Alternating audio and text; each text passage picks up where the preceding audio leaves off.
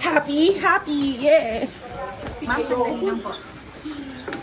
Sandali lang po, ma'am. Tila nagpipigil pero di na itago ni Sara Diskaya ang nararamdaman. Nangyari na ang pinangangambahan niya mula pa ng unang sumuko sa NBI.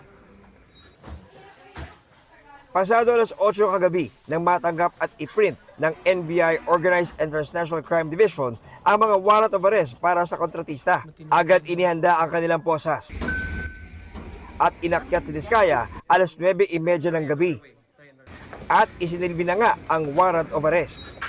May karapatan po kayong manahimik. Ano man ang inyong sabihin ay pwedeng magamit pabor o laban sa inyo sa anumang hukuman dito sa Pilipinas.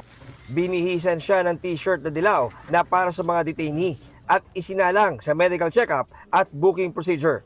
Sa gitna ng pagkuha sa kanyang fingerprints,